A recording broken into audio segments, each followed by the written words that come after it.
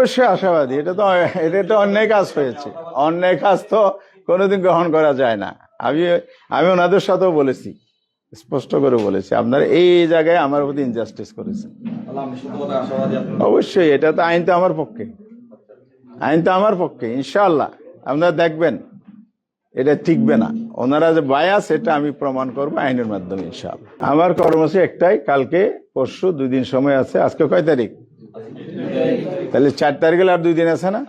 এই 2 দিন ওরা কি করে এটা আমি দেখবো।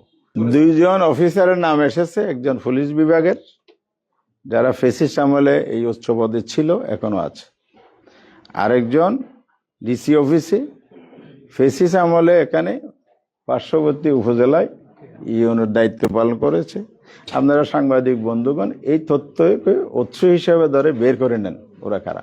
নতুন এবং ফিরে আসা গ্রাহকদের জন্য নগদে চলছে ক্যাশব্যাক সহ প্রতিদিন হাজারো উপহার জেতার সুযোগ। হবে আশা আর ফেরা, সারপ্রাইজ সেরা। এটা একটা সেটেল ইস্যু। আমার এই মামলাটা সেটেল ইস্যুটা হচ্ছে 13 সালে এই রায়টা দেয়া হয়েছে। তখন আমি সিটিং এমপি ছিলাম। প্রশ্ন উঠল যে আমি সংসদ সদস্য বহাল থাকবে আমার, না এটা বাতিল হবে। যেহেতু দেশের আইন অনুযায়ী সাজাপ্রাপ্ত হলে ট্রাইব্যুনালে এমপি পদ থাকার কথা নয়। না না না, এটা আমার সাথে ওনার ফোনে মাঝে মধ্যে কথা হতো এলাকার বিভিন্ন কাজকর্ম নিয়ে। আমার সাথে পার্সোনাল কোনো রিলেশনের ঘাটতি নাই। আমি মনে করি ওই ধরনের পূর্ব ঘটনার কারণে উনি এটা করেন নাই। এবার আমি নিশ্চিত পূর্বের কোনো ঘটনা এরকম নাই। আজকের ঘটনাটা আমি যা বললাম এটা নানা প্রক্রিয়ার মধ্য দিয়ে এটা ঘটে গেছে। এই যে ঘটে যাওয়া বিষয়টা টোটাল নির্বাচনী প্রক্রিয়াকে ব্যাহত করবে বলে আমি আশঙ্কা করি, আমার জনগণ আশঙ্কা করে। এই ধরনের প্রশাসনের অধীনে এবং উনি সরাসরি দরিদ্র কিনা এই অভিযোগ আমি আনছি না।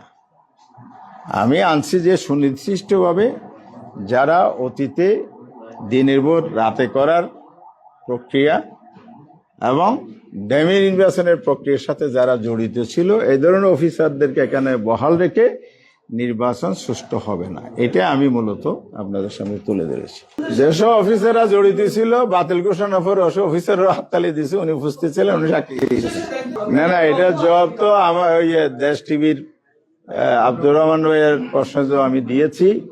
তা আপনি যেহেতু সেখানে একজন সাংবাদিক হিসেবে দায়িত্বরত ছিলেন, তা আপনার এভিডেন্স চাইতে যথেষ্ট।